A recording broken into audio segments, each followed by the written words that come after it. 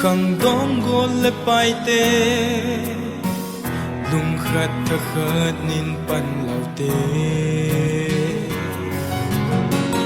nang ho ke ho tia ki hian tum lova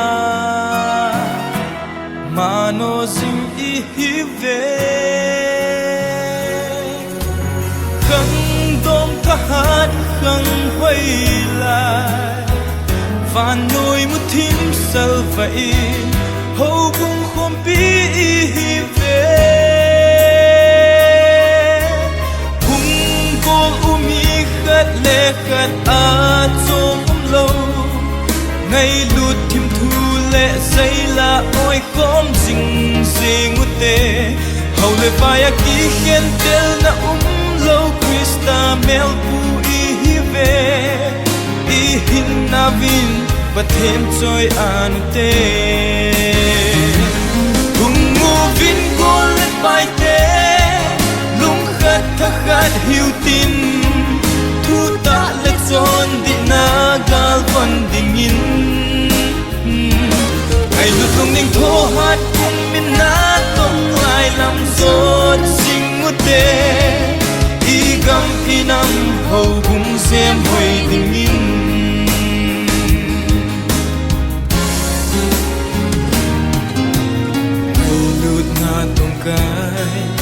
ki tong chim lo helin pei phung son sing se ngu hi te say la oi jing pakai va chui ne ti hay na hu nei zo se ki pa cham lung mon tho kêu go sing se ngu te khang gao go se kite lai hi hung go umi khat le khat a chom lâu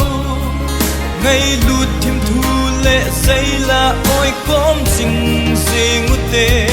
hậu le vai a ki khen tel na lâu Krista mel pu hi ve hin na vin và thêm trôi an tê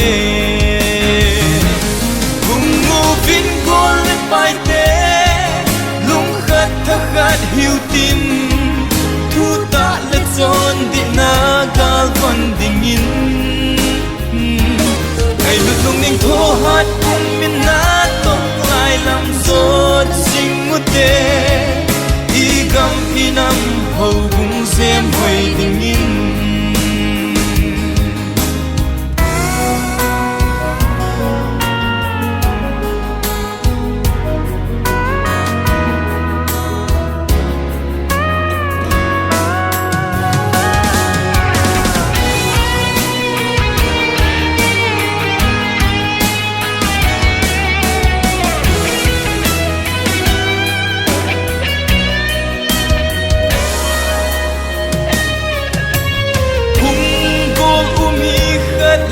khát a chôm lâu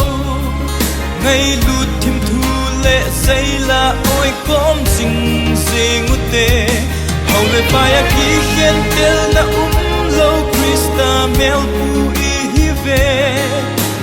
hin na vin và thêm trôi an tê cùng ngu vin cô lên bài tê lung khát thắc khát hiu tin thu ta lệ tròn đi na gal văn đình in